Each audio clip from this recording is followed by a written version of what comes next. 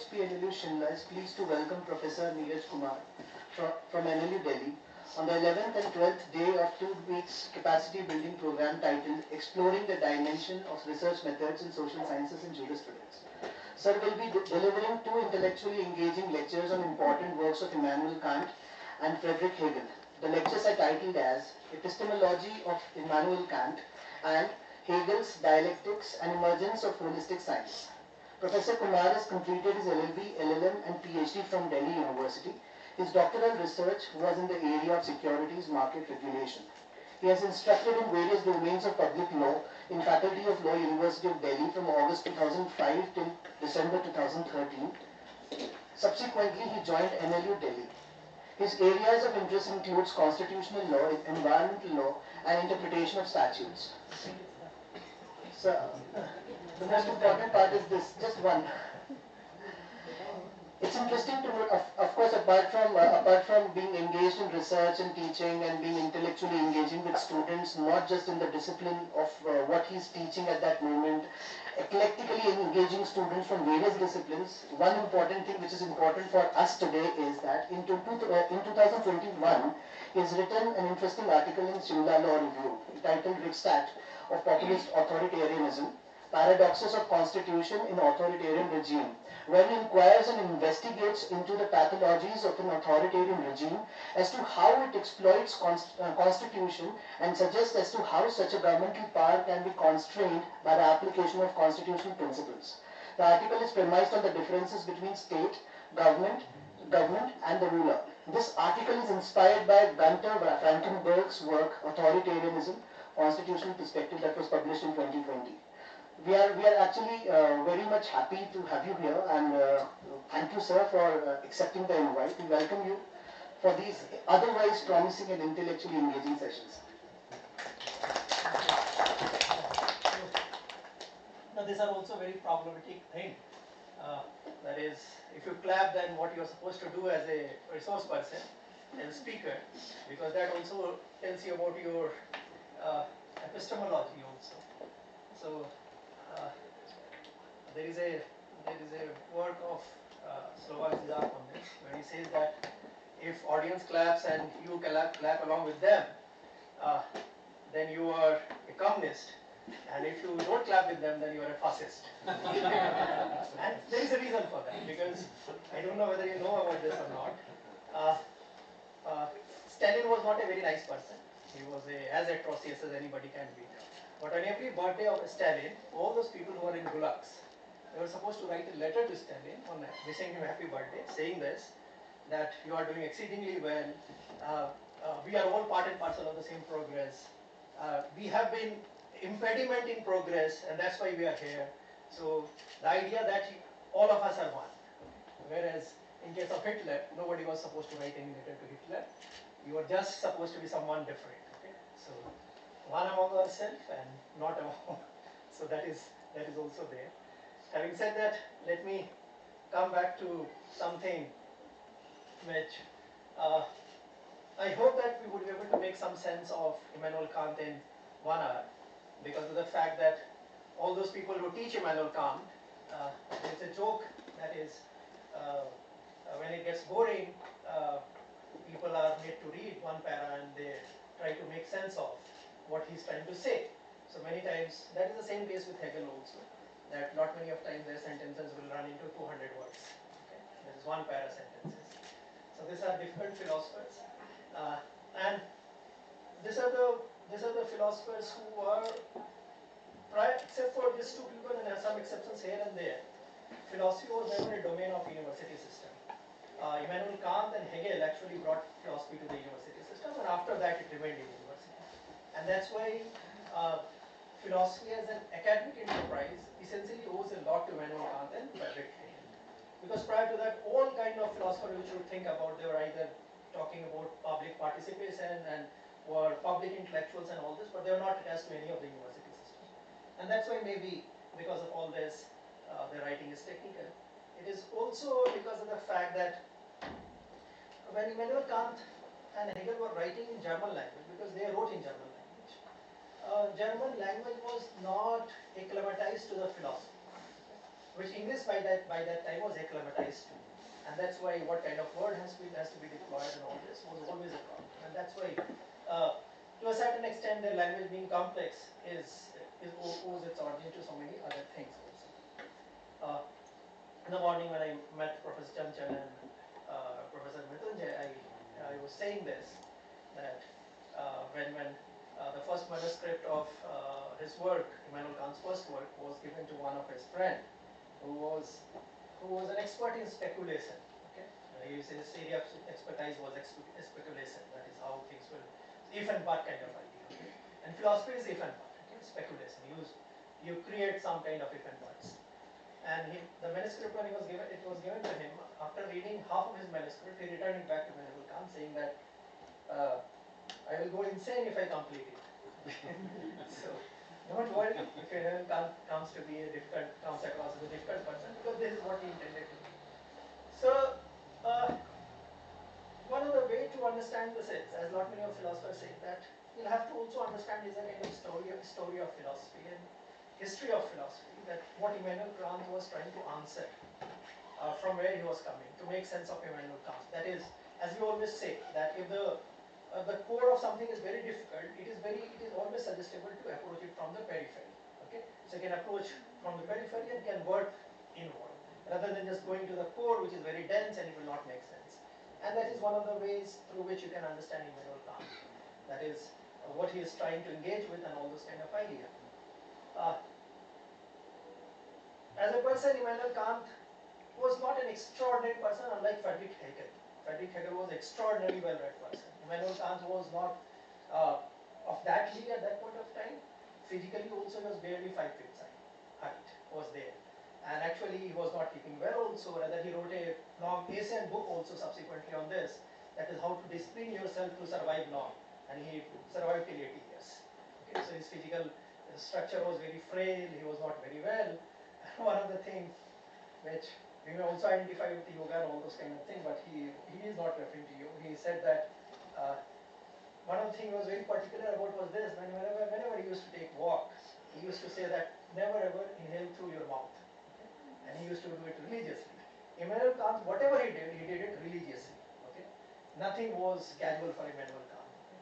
That was the thing. So much so that, so far as his afternoon walks are considered, there was a saying around the place where he used to live, that you can match your clock with his time. That if he is seen coming out of his house for afternoon walk, it has to be 3:30. Okay?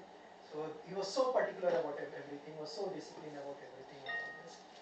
So till 40 years or so, he was not taking himself very seriously. He was saying that I may not do something very serious and all those kind of thing. But he started engaging with some of the ideas. And one of the things which influenced him a lot was work of David Hume. Okay? So David Hume was a kind of a person who said that we are nothing but bundle of senses. So your experiences and sense actually decides what you will do. So that was David Hume, and that's why David Hume ended up saying that David Hume actually claimed clearly that my writing has resulted into episteme side of philosophy. That is, to my writing I have killed philosophy, because there is nothing else to be looked into. You know that how people will behave. That has been actually by and large a kind of struggle for a very philosopher to think about that why society acts in a particular manner, why individuals act in a particular manner. And this idea of metaphysics and all those kind of things, there's something more to all this. So he reduced everything to the senses and all those kind of things. And David Hume was an extraordinary philosopher without any doubt. It will take so much time to actually explain him also. But that is there. And why David Hume is important? Because Kant actually accidentally stumbled upon work of David Hume. And he writes that it awoke me from slumber. Okay. And what awakening from slumber would mean? Can you make some guess that how long Kant would be reading David Hume? Can somebody make some guess?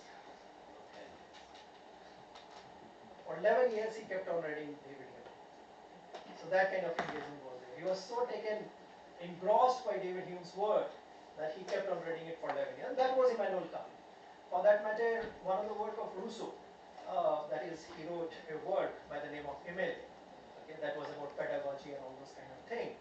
Kant stumbled upon this work also, and that was one of the reason when he started reading, and as we just said, referred to, that he was very particular about his timetable and day-to-day life details, every detail and all this.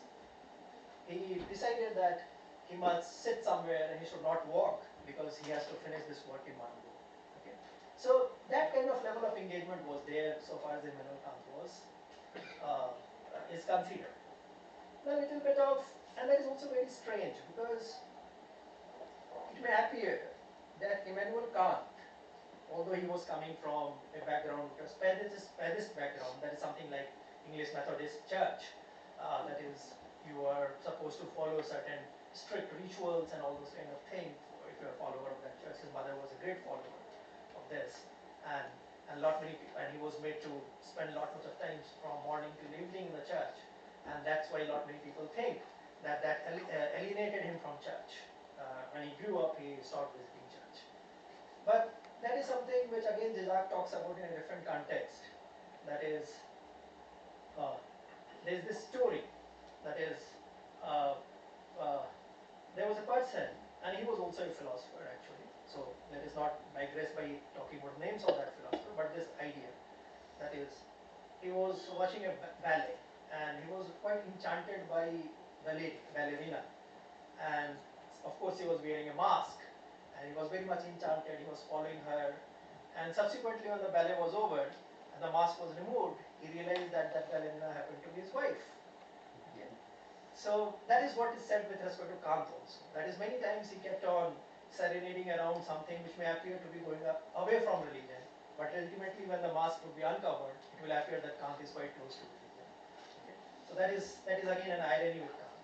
That is, Immanuel Kant was betraying everything which was suggesting that Immanuel Kant is going away from the religion.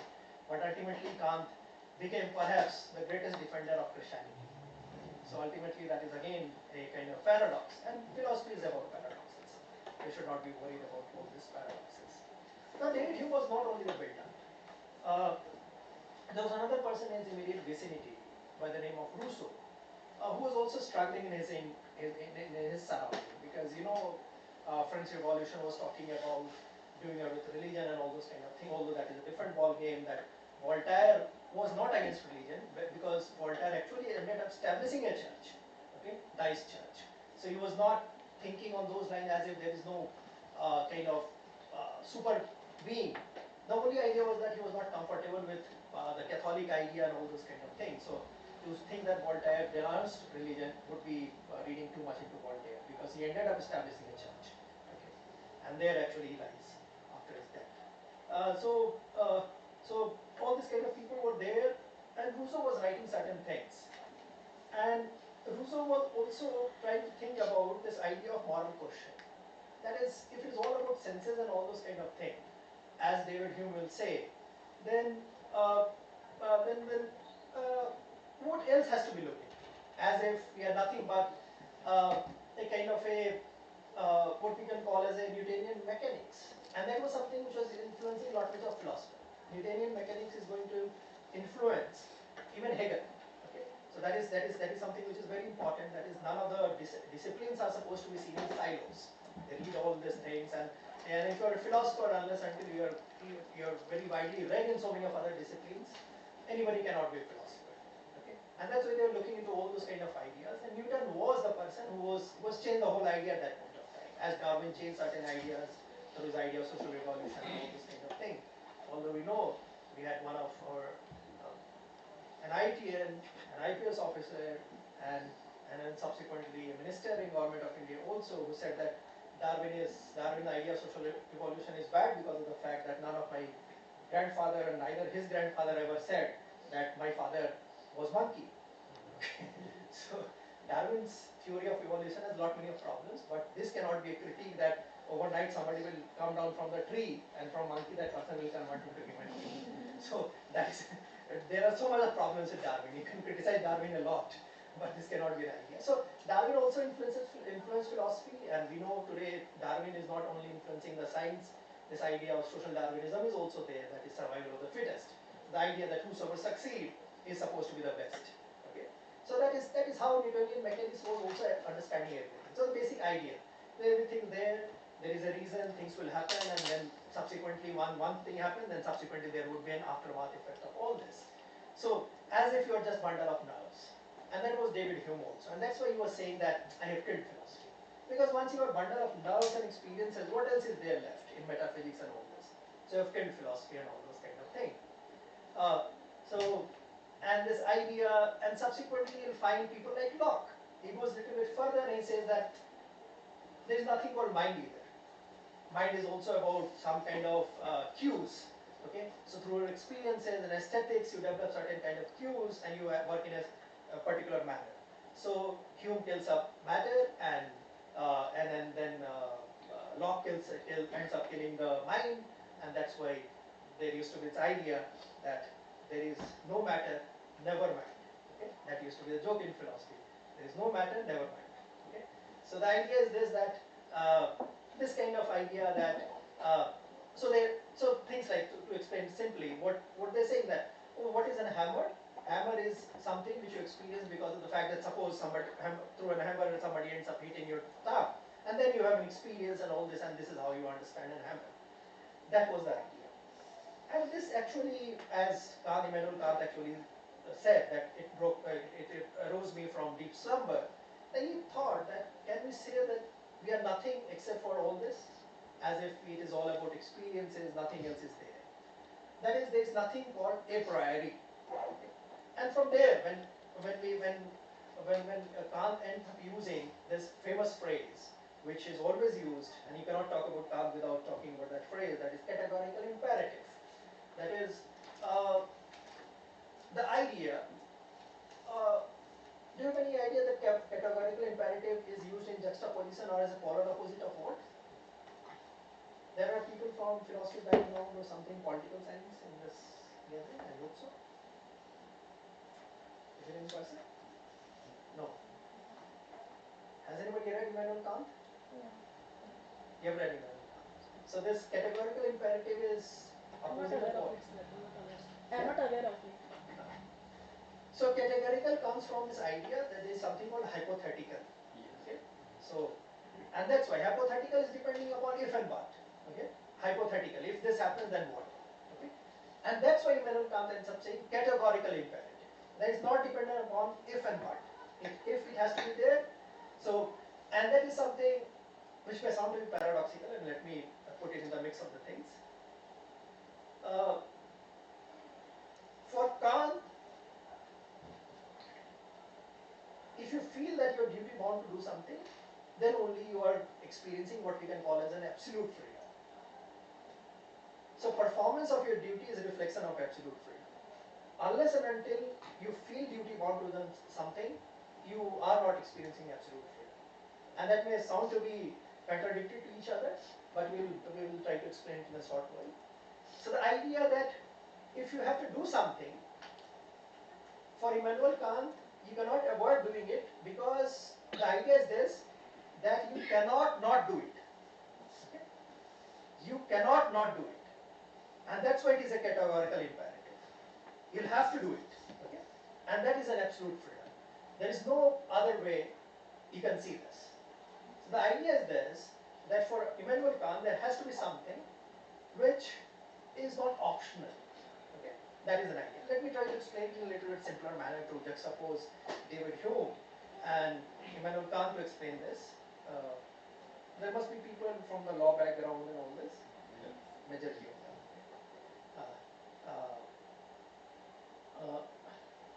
So suppose there is a mason who is working on a building, okay, and there is a loose brick.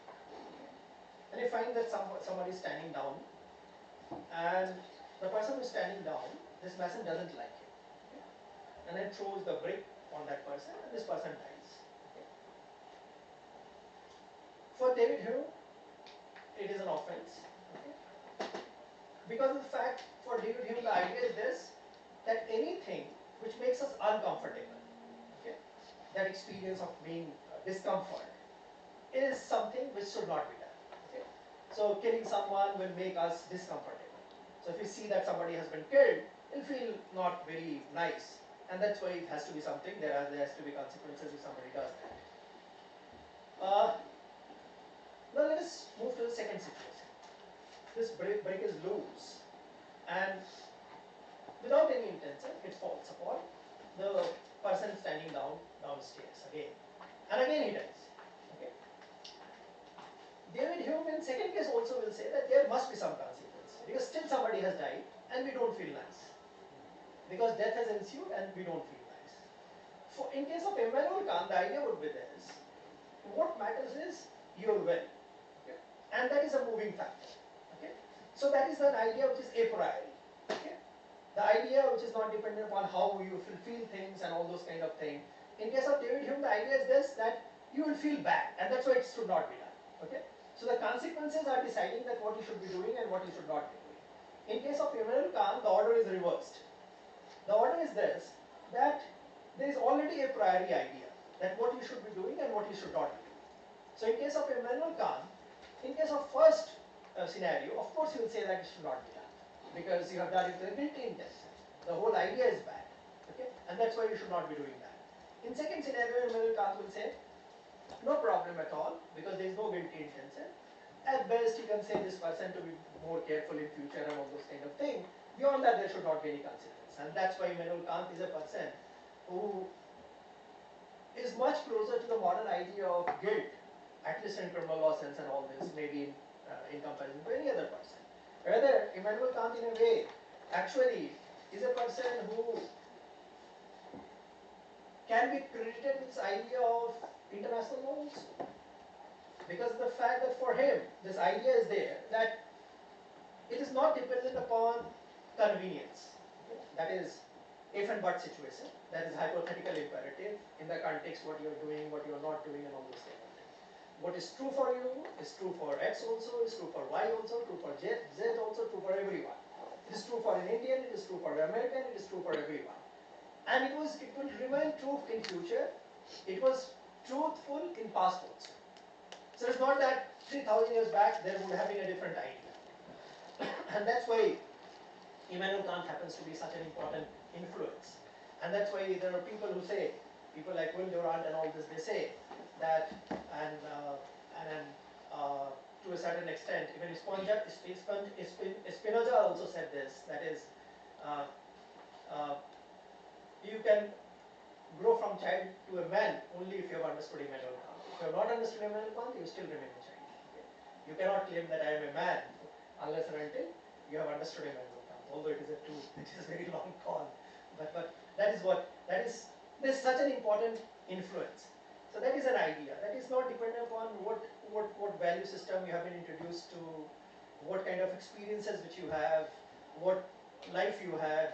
It will remain same. And that's why for Immanuel Kant the idea was, he was very much influenced and impressed by mathematics. He said that mathematics is the only science.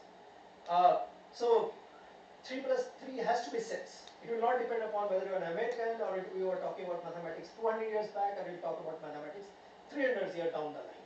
3 plus 3 will remain 6. That was the idea of Immanuel Kant. That is, and that's why he was very influenced by this idea. So, but it is easier said than done. That is to think about a situation where you find an idea which will hold true across the board.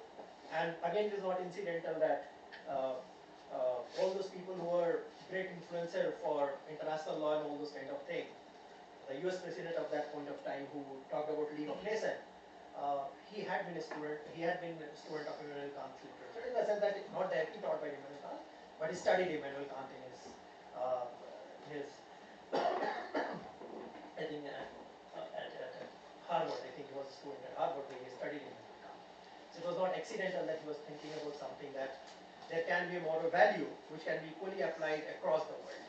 There cannot be this argument that, oh, as an Indian we are different, as an American we are different, as a German we are different. That is something which is there. So that is what is there. And that's why it is also known as what we call as German idealism and all those kind of ideas. And all these philosophers are byproduct of German idealism, and all is there. And Immanuel Kant in a way remains a permanent fixture in that context because of, you'll find here and there, sometimes because of simplicity of his writing, Schopenhauer and all those kind of things, they will find some traction, but ultimately people will again come back to Immanuel Kant and all this. So in that way, I'm not finding greater influence.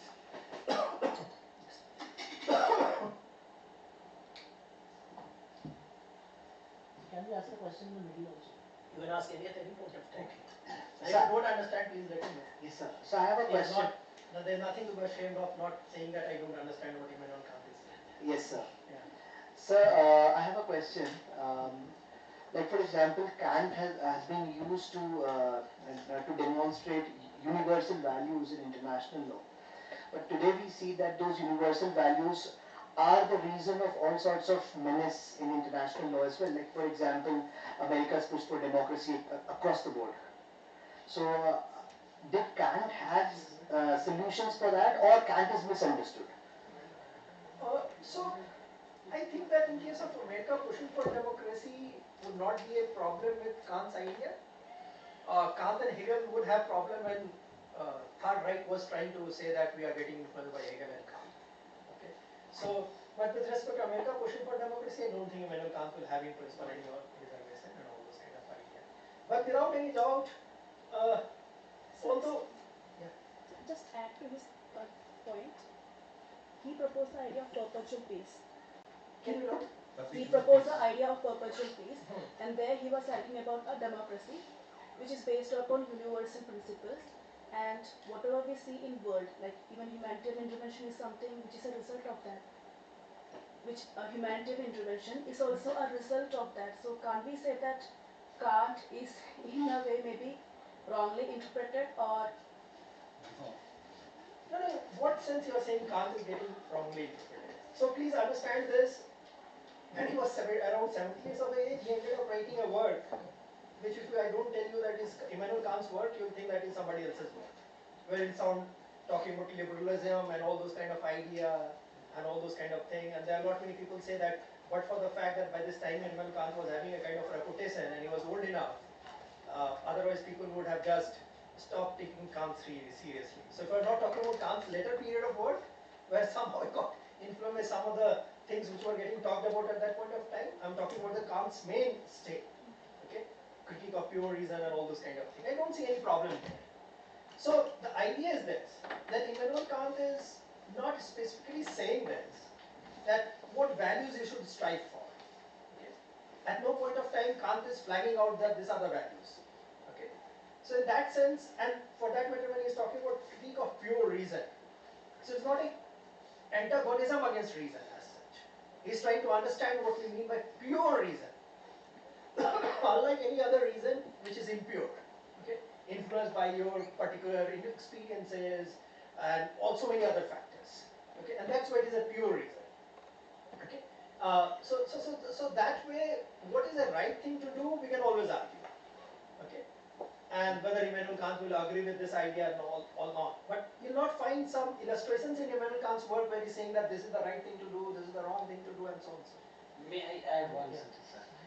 Actually, these questions are being asked from the perspective of hypothetical imperatives. Sir is demonstrating that he is talking about categorical imperative. Now, on the level of categorical imperative, the real politic of international law is not there. The calculation of power dynamics is not there. Categorical imperative is talking about purity of reason, the purity of intention, and on that level, whole humanity is the one. What he propounded. How far that proposition is correct, that's a different thing. But we are thinking in terms of hypothetical imperatives, if and but relationship, power dynamics, and that's why America appears to be following Immanuel Kant. America is not following Immanuel Kant. America is simply distorting the idea of the universalism what he was liberal values, which is also based upon what Kant said. That is what taught at international relations. Yeah, universal values. Yeah. So let me explain it in a very simple terms. I hope that after this you'll get answers to these questions.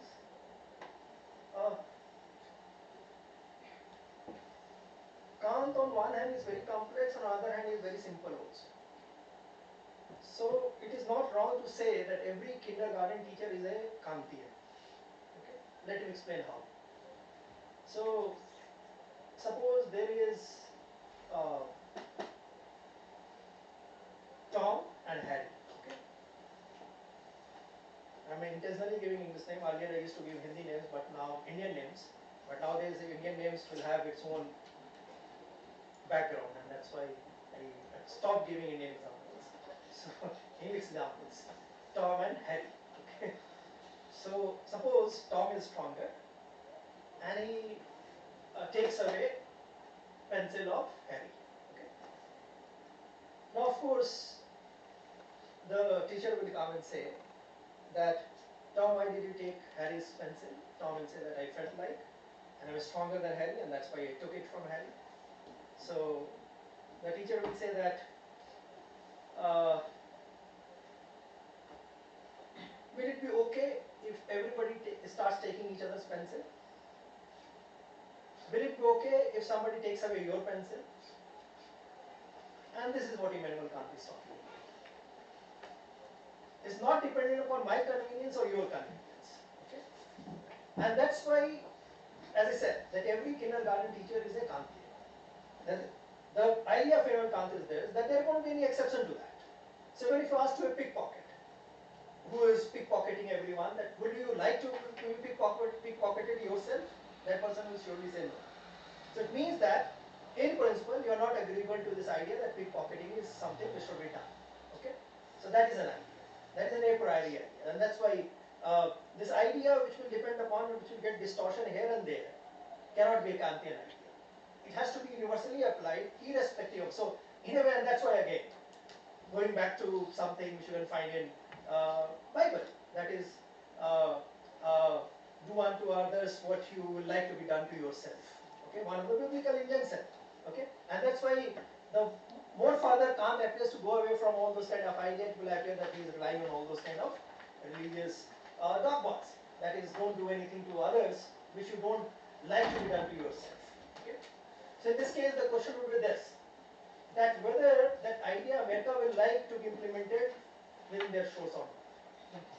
If it is the case, irrespective of any exception here and there, then you are trying to do something which is Kantian. One more follow-up Yeah. question, sorry.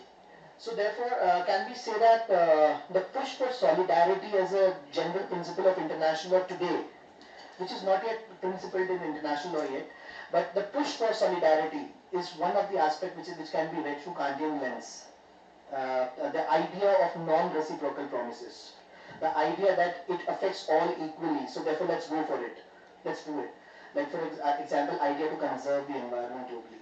No, in fact, the problem is again there, that this kind of justification is something which Kant won't be looking for. That is, you are looking for justification based on consequences. Whereas for Kant, it is a priori reasoning. It is not dependent upon, so that's why I gave the other example at the onset, if you recall. For David Hume, the consequences will decide that what should be the way in which you should be dealing with this affair. For Immanuel Kant, consequence is not the factor. The consequence, the factor is what moved you. Okay, so something like this, what Gisard calls as less than nothing. Okay, that is something less than nothing. Okay, so something like, say, suppose there is a water in this glass. You take away water from this glass, you take away everything from this glass, and nothing remains. Okay, and then what you end up doing is what Immanuel Kant is looking for. Okay, that is something which triggers you a drive to do certain things. Something which is a priori, which exists irrespective of the situation and all this. It is not dependent upon the situation and all those kind of ideas. And that is what the whole enterprise is. Okay. Am I clear on this? Yes, sir. Anything else regarding Immanuel Kant? Till now, whatever we have discussed. Okay. Here's something.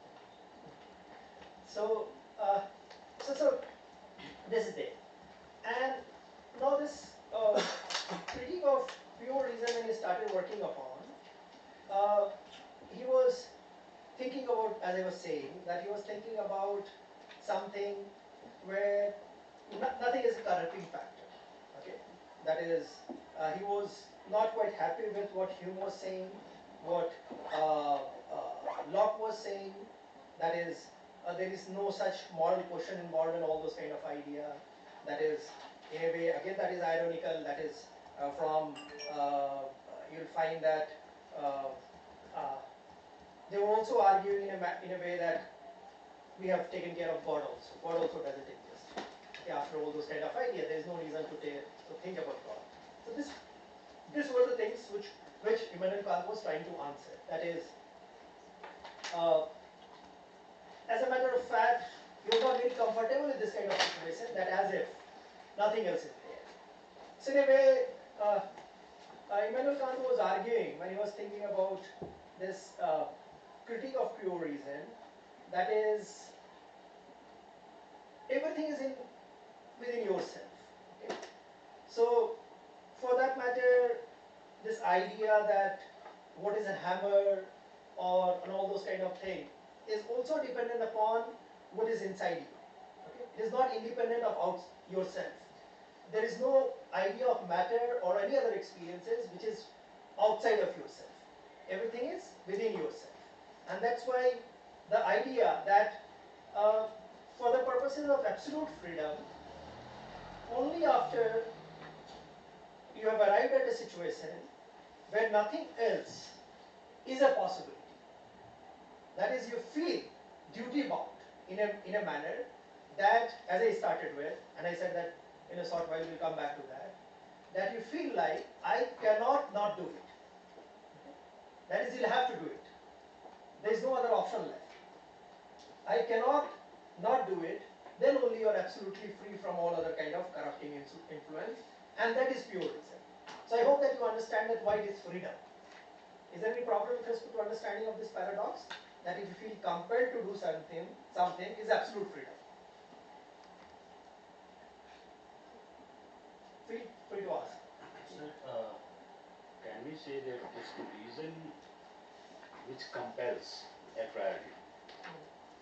Given circumstance, given the fact that if the reason is let to decide the whatever action will, so it's the reason that compels. How do you feel compelled? Yeah, that is internal to it. Okay, that is irrespective of the experiences and situation and all this. So that is, in a way, to use Freudian metaphor, that is, it is a drive to do certain things. Okay, that is, you feel like doing certain things. You cannot think of not doing that. Okay? That is what the pure reason would be, and that's why it is freedom from all other things. Okay, that is, it is not dependent upon you had certain experiences here and there, and that is what actually is controlling you. And under those circumstances, it is actually the internal thing which is going to impact that what kind of action which you are going to think of. So in that way, Kant will also mean to suggest that when they, for example, David Hume will say that 3 and 3 you put together, it is 6 and all those kind of things. Immanuel Kant will say no. The issue is this, that how you see 3 and 3 is dependent upon you. It is a priori, irrespective of that. So whether you want to multiply 3 or you want to add 3. So if you put 2 3's together, it is your decision. If you want to multiply it, this 3 and 3 will result into 9. If you want to add it, this 3 and 3 will result into 6. So it is not out there. Okay, it is inside you. Okay, and that is the idea. So there is nothing outside you for the purposes of decision. And that's why the idea is this. What would the consequence of all this? Yeah. So how it is related to absolute freedom? So freedom. So okay. So let me give an example. Suppose there is a company which works in 3 shifts, 8 hours each, and both men and women are employed there, and everybody is supposed to work on rotation. And of course, the women who are employed there want to work, and that's why they are there. And by rotation, they are also supposed to work in night. But the circumstances is such that for a woman it is difficult to work at night. So this is a factor which is not a pure reason. Okay. This is a corrupting influence. That is, since the world is not a safe place, so women will not feel comfortable working in night. Okay. So this is not Kantian pure reason. So Kantian pure reason would be that you cannot avoid that. So that's why it is absolute freedom. Here you are controlled by so many other factors. That's whether it is good thing to work, or whether the climate is such under circumstances under which I can work and all this. So these are all impurity. Your experiences in past, that is venturing out in night, whether I would be comfortable or not, and all this kind of thing. That is not the thing. And that's why, as I said, that less than nothing. There is no nothing left. And then what moves you is the Kantian imperative, categorical imperative. And that's why it is a categorical imperative. It is not a hypothetical imperative. That is, it is dependent on if and but kind of situation. All those people were talking about what was in a way, although they were not using the term imperative in that sense. If you try to put it in understanding the Kantian sense, so that would be an hypothetical imperative. This is the circumstance, your past experiences, and all those kind of things, and how you'll act under those circumstances. That would be always a hypothetical imperative. And categorical imperative would be that there is no other way. There cannot be anything else. And that's why it is a position of absolute freedom. Okay. So that's why I said that it may appear to be paradoxical that how you will feel compelled to work, compelled to do certain thing, and that is an absolute freedom. So this absolute freedom in this sense, that is a pure reason. Okay, nothing else. So my mind leads me to a very vague connection here. Is that the Gandhi's idea of non-violence? Was he theoretically meaning to achieve the status of pure reason, Kantian pure reason? So in a way you can argue, at least the Bilgrami's reading of Gandhi will say this. So Bilgrami, when he talks about Akhil Bilgrami, when he talks about Gandhian idea of truth, he says that Gandhi was never compelling anyone to believe in this idea because he thought that truth is universal. There is no need of universalization. Okay. So in a way, if you go by that reading, so it may be a Kantian imperative. Because Gandhi, that is what Bilgrami is reading. There are multiple readings of Gandhi's work. But Akhil Bilgrami argues that Gandhi was not in favor of compelling anyone to believe in what he was believing. Okay. One more follow-up question. So the idea of free trade today in the liberal world, is this what the forces of capitalism wants you to understand, that this is the pure reason? This is how it is supposed to be. Once you talk about capitalism and all this, I'm afraid you're venturing into dialectical materialism, and that too Marxian idea and all those kind of things. That is, something happens and that's why some movement happens and then logic is created and all those kind of ideas. Because once you start talking about capitalism and all those kind of ideas, then you have to think about that there is a class and all those kind of things. Immanuel Kant is not talking about that. Immanuel Kant is not class conscious. That would be Hegel. Maybe in a sense that Hegel will accommodate it. Then sir, responses, one more thing. The manifestations of patriarchy. That's why I go back to this basic thing which I have said at the onset. There was a reason because of which I said it's less than nothing. Yes. Take out everything. I give a very crude example, that is water and air and all those kind of things. But in a way we are talking about all this. You take out all the experiences. Don't think about from where you are coming. So it is not important whether you are a pickpocket or not. Okay? So for a pickpocketing is something which he ends up doing. But he will also not like himself to be pickpocketed. So that's why pickpocket also believes in this idea that pickpocketing is not something which should be done. That kind of idea. So it cannot be this idea that what benefits me. Okay? That is consequentialist argument. So that's why ontological and deontological which we talk about. Okay? I didn't go into all those kind of things because not many times when we use all those kind of jargon we end up actually misunderstanding all those people. Not because of the fact that jargons are bad, because of the fact that not many people who interpret those jargons wrongly interpret those jargons. And that's why a particular narrative is created for those jargons. Okay? And that's why I consciously, but since you asked, that is an idea. And that's why in case of all this we talk about deontological and ontology and all those kind of things. So he's not Hume, he's not David Hume, he's not law.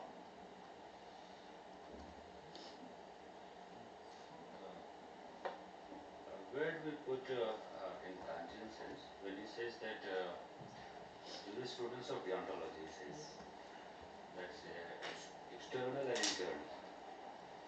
So this categorical would of course qualify to be internal. So how do we see connection between the categorical imperative and the external laws? For example, positive laws. So the positive law would be in that sense a reflection of what is saying that something which we cannot not do. That is what should be reflected upon. So in this case, positive law will reflect what? That is, if it's an evil intention, if you do something, then it is not the good thing to do. Okay? That is an idea. So here the consequence which is getting penalized is not an external consequence which is getting penalized. It is an internal idea which is getting penalized. So the outside may appear to be consequentialist. That is, what you have done is actually getting penalized, but that act is not getting penalized, your guilty intention is getting penalized. So in that sense. So you try to do certain things. That is the problem. Sir, Yes sir, mobile, what you are reading on mobile? Immanuel Kant? No, sir. Hegel? No, sir. No, sir. Who? So Our philosophy beloved of Prime research. Minister? Philosophy of research, sir. Huh? Philosophy of research, especially in logic. Yeah. sir, I have a question. Don't look at, so have you heard about something, DSM model? No, sir. DSM model is something which was used by Supreme Court and Delhi High Court in case of homosexuality. Okay? Yes, sir. So what is abnormality? So DSM-5 definition says that too much fixation with gadget is abnormality. Okay? Yes, sir. That is one of the most respected organization of the world. Sir, sir, did Kant just give the idea of categorical imperative, or he also provided some standard how we can decide that this is ethically right or this is ethically wrong? If we consider that imperatives are universal ethical principle, so did he provide some standard that this is? That is what pure reason. Okay. That is the pure reason. That's why. As he started with, that is very important. That is, you have to take away everything, and what remains is the pure reason. Okay? Like,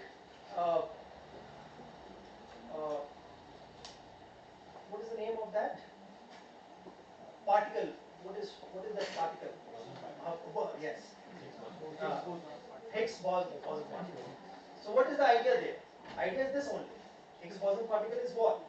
That is, what is the dilemma in science or physics in this sense or chemistry in this sense is this, that you keep on taking away something and energy keeps on reducing, and you reach a stage where taking away something will result into increasing of the energy. Okay? In a way that is Kantian right. Okay? When nothing remains, and then what moves you? Okay? That is Higgs boson particle kind of an idea. That is what is there. That is at a subatomic level, you keep on taking something, and the mass and all those kind of keep on decreasing, and after some point of time it starts increasing. Okay, and that is science. That happens, and that actually creates energy there. And there is nothing, but it's still creating an energy. That is the drive. When nothing remains, what moves you? Moves you. Every impurity has been taken care of. All particles have been removed. That is an idea. Thank you. Yeah, you were saying. Okay. Sir, so that idea will be which is free from all biases, Yeah, of course. personal It should. biases, experiences, Because personality everything is- pure. Yeah. Thank you. Yeah. And that's why he's saying that it just goes back to this idea of Christianity. That is, as an individual and all those kind of things. So in a way,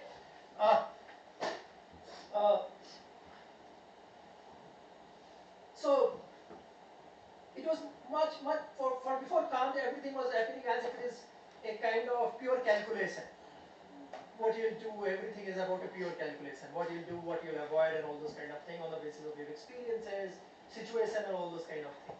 Okay, so and that's why Kant is a moral philosopher. Okay, because and that's why there's German idealism. Okay, it is an idealism, so in a sense, German romanticism, and consequence into and merging into idealism and all those kind of thing. That is, it is not about this idea that you'll do certain thing if nobody is watching you. Okay? Because under those circumstances, you have realized that if you do something wrong, if nobody is watching you, then there are no consequences and you will not be worried about that. Okay? That is not the idea in case of Immanuel Kant. And that's why this idea that something like godly is happening and this is what you should do and pure, kind of a 10 commandments. Dice are not steal. Okay? It doesn't say that when you are hungry you can steal and all those kind of things. It says that dice shall not steal. Okay? That kind of idea. Dice should love their neighbor. That kind of idea. There is no qualification that you should not love your neighbor under these circumstances and so on and so forth. Okay? There is no such idea, so on, so on, so on. So in that sense, that's why it becomes a kind of a pure reason and all those kind of ideas. That is, and that's why ultimately ends up coming closer to this idea of Christianity. It appears as if whatever he's saying is a kind of an idea which is there in Bible, and that's why he ends up becoming the greatest defender of God. Okay, that is what Kant ultimately happened to. Okay? In spite of the fact that he didn't realize when he started working. Of course, it took 15 years to produce his work. His first work was produced by after 15 years of continuous research on this critique of pure reason, and so there it is. Nowadays, as a matter of fact, that we end up writing how much 2-3 articles per year. Okay? Kant ended up writing one word. I have a basic question. How can we differentiate between practical reason and pure reason? These two concepts. So the practical reason would be a kind of more of an experience-based idea. And pure reason is not an experience-based idea. It's innate. Yeah, it's always innate. That's why again I use using that's why for the sake of explanation I also use the Freudian idea of drive. Freudian idea of a drive is that is you have to do something and that is the internal reason. So Okay? practical reason is closer to pragmatic. Yeah, in a sense.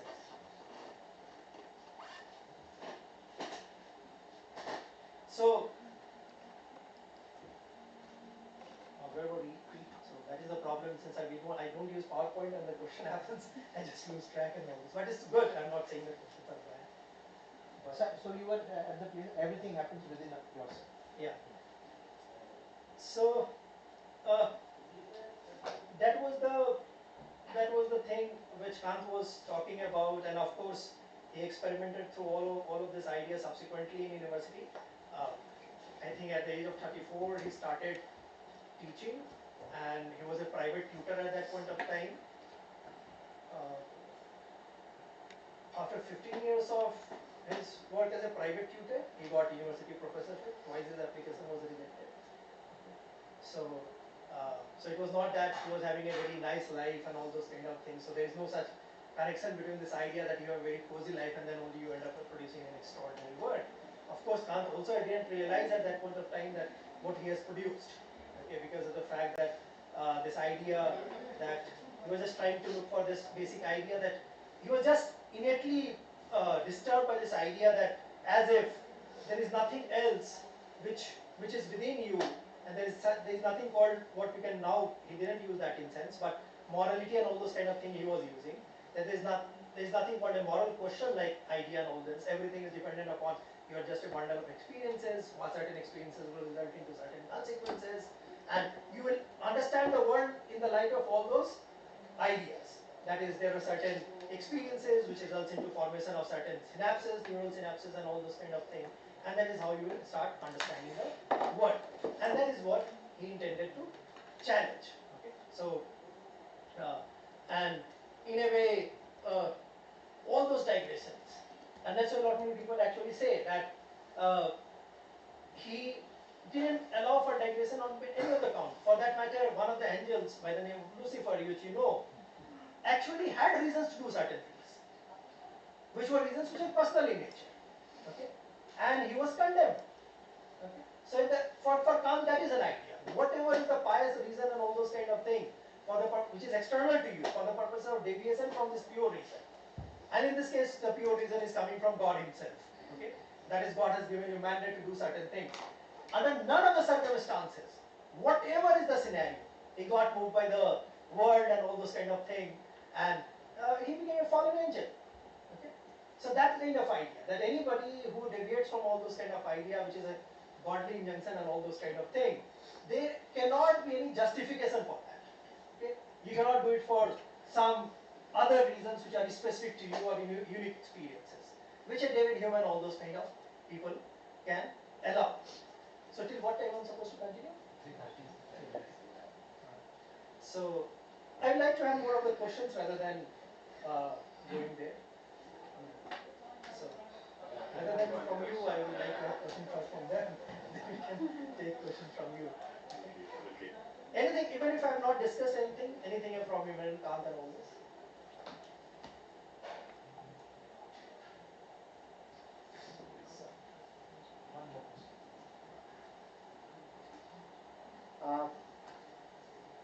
I know that I'm wrong when I'm asserting this, but I want to engage in the discussion. When Kant is talking about everything remain is within ourselves, is he not proposing? He's not proposing that, I know, but is he not leading to a situation which leads to individual determinism? No, of course not. That's why I gave a very simple example of kindergarten teacher. What individual determinism would be what? That is, I think that it is okay to take away something from a person who is weaker than me. But I not like that to be done to me. It's not about individual, it is universal. It's not individual determinism in that sense. Rather, determinism was Hume. They were talking about determinism. Newton was deterministic. And that's why they were all a kind of reaction to Newton and all this. That is, and that's why it is not my example which I am giving. You read any commentator on Immanuel Kant and Hegel, you'll find that Newtonian mechanics will be talked about. Because he was an influence. Because they got troubled with this idea, as if that everything is something triggering other thing and all those kind of things. So, as if everything is determined. You don't have to do anything else. That is not the idea. It is not deterministic at all. Rather, it is against determinism. That's why he said that. Determinism would be what? You have to do something because of your convenience. This is something where, and that's why I intentionally use that phrase, you cannot not do. There is no option left to you. You cannot not do. So you mentioned about Z less than nothing. So can you please elaborate a bit more on that? So, okay, I gave quantum example, I gave a very good example. How else explain? So, if I have a similar, call it a different but similar set of, question, can we say that the idea that Rawls develops with respect to his idea of egalitarianism on the basis of the way of ignorance has some sort of influence from Kantian's idea of intrinsic action or a priori reasoning? Rawls would have stopped reading himself if he would have been alive at this point of time. We give a lot of the credit to. So Rawls is completely Rawls is moved by your self-interest, completely opposite to that. Okay? So as you gave example in different contexts, I'll say Gatso. Since in that context, let me again give an example, merging this to an earlier question. I hope that even if all of you have not read NCERT book, at least I hope that you are aware of Gandhi's talisman. Yeah. So for Rawls, what is the idea? Ignorance, position of original. And what is this idea? That your self-interest motivates you to ensure that even the worst of is survivable. Okay? But what is Gandhian idea? Then he says that just whenever you do anything, think about the last man in the queue and your ego will melt down. So it's not the self-interest. Okay? It is something which is irrespective of whosoever you are. Okay? But not moved by self-interest of Rawls. Although Rawls' other idea for religion, when Rawls is talking about, he contradicts himself. Because the moment he talks about overlapping consensus, and overlapping consensus cannot come from a position of origin, because you don't know where you are. Okay, and that's why he said that Rawls is an extraordinary. I don't know why people read Rawls that much, but of course you are not wrong in that sense that Rawls is a very important treatise in all, at least in legal studies, we always read Rawls and all those kind of things. But Rawls have not much of problems. Unlike Immanuel Kant. Immanuel Kant will remain universal for ages to come. Okay. He may be difficult to understand, Rawls is easy to understand, but Rawls has so much of problems, and that's why he has to restate himself. Immanuel Kant never restated himself.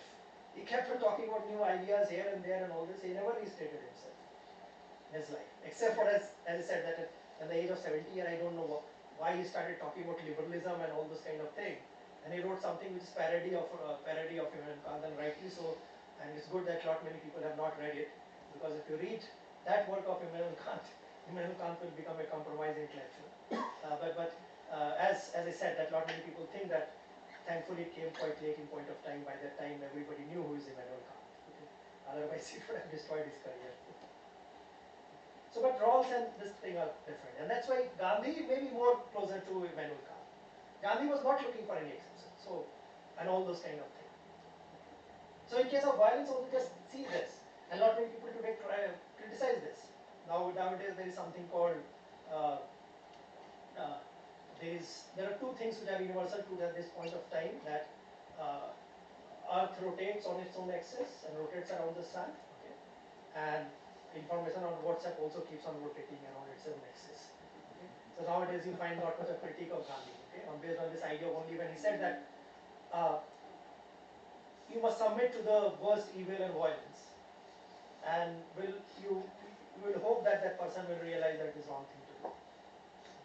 So he was not making an exception that this violence, that violence, and all those kind of violence. Not many people have problem with that Gandhian idea. As people think that, I won't be surprised if Gandhi was reading Immanuel Kant, because Gandhi read all philosophers, although he read many philosophers wrongly. Niraj Kumar has written a work on that. That is, he traces back all the philosophers which has been quoted by Gandhi, and he goes back and realizes that Gandhi is saying something else than what that philosopher was saying. And that's why not many people say that Gandhi was also a philosopher. Because if you end up interpreting a philosopher in his own understanding, then you become a philosopher in your own making and all this. But the idea that Rawls is always about convenience. See, this position of original and veil of ignorance. What is the thing which is moving you? That is the idea that even if I'm worst off, I will be able to survive.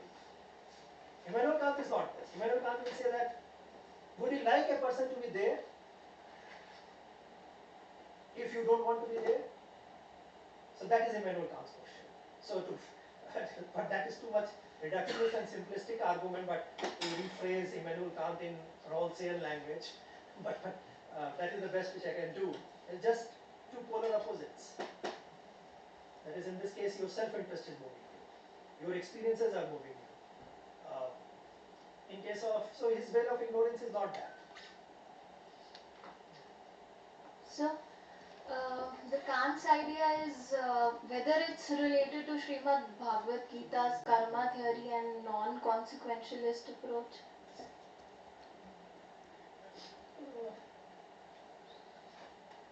I don't think he's much interested in what are the consequences.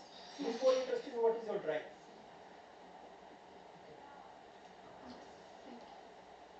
So I can see from where you are coming, because that also says that do your duty and don't think about. But that is completely a different idea. That is completely different idea.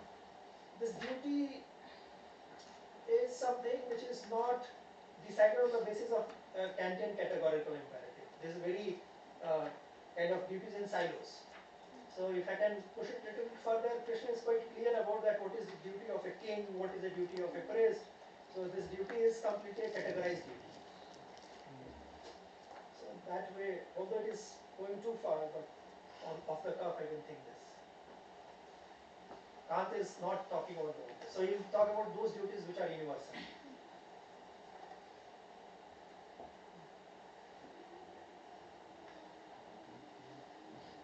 So he was asking something.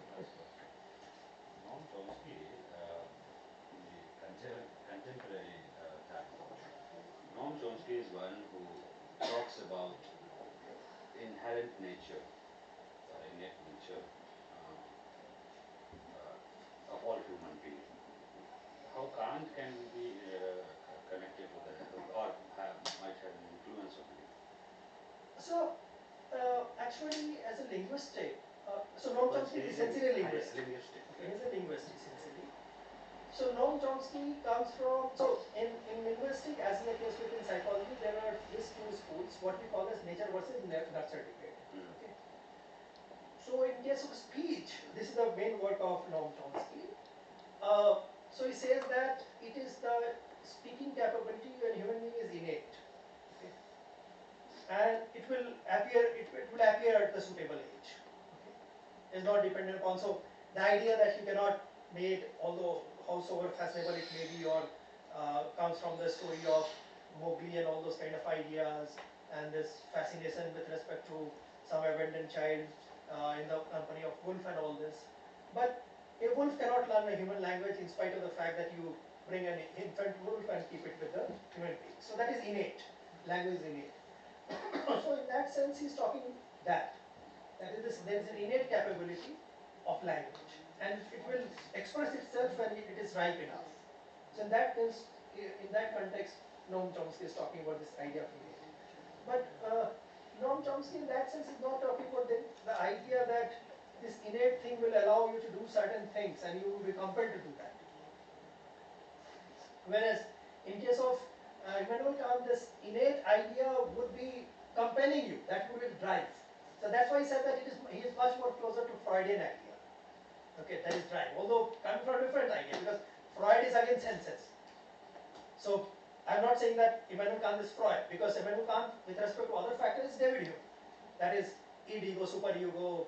For Sigmund Freud, everything was that he was too much fixated with sex and all those kind of things. So whatever you do is a drive, sexual drive essentially. Okay. So to that extent, it was experiences, pain and pleasure and all those kind of things. Which so that is not what is taking from Freud. But this drive, that is what moves you to do certain things. Okay. To that extent, he is a Freudian, but not with respect to other factors. And Freud was coming after him. So in a way, it will reverse on it. So it is something just opposite to what a Machiavelli is. So Machiavelli will say that it is not good, it is not important to be good. You can be bad, but you must appear to be good. For Immanuel Kant, it is not important that you appear to be bad. Your drive should be good. Okay. He is not interested in this idea that you are appearing to be bad. Okay. But your drive should be good. That is what Immanuel Kant is. Just opposite of Machiavelli. Machiavelli will say that doesn't matter what people what is moving you. It can be complete evil, which is moving you. But you must create a picture that everybody thinks good about you. Okay. Something like China. That is different between China and Indian foreign policy. China says that China's rise is a peaceful rise. India says that we are going to be Vishwa Guru. Okay. So you try to impress upon others, and that's why there is a resistance. In diplomacy, you don't try to push yourself or impose yourself on others. Okay? China is Machiavelli's idea. Okay? So whatever bad it is, you must appear to be good. Okay? Immanuel Kant will say that we are not interested in this idea that whether you are appearing to be good or bad, till the time your primary drive is pure. Okay? He is not interested in this idea that how people see you and perceive you. So that is the idea. Any other question? So, I hope that I made some sense of Immanuel Kant. I try to keep as much jargon away as is possible, because Immanuel Kant in any case creates a problem with respect to everyone. He could not find a wife also. He tried to marry twice over, but he could not find a wife. And lastly it was good for him. So it's a very good and brief explanation and introduction about Kant. Thank you so much, sir. And we look forward for your tomorrow's session on Hegel. Thank you so much. So before we discuss, we have a token of respect for you.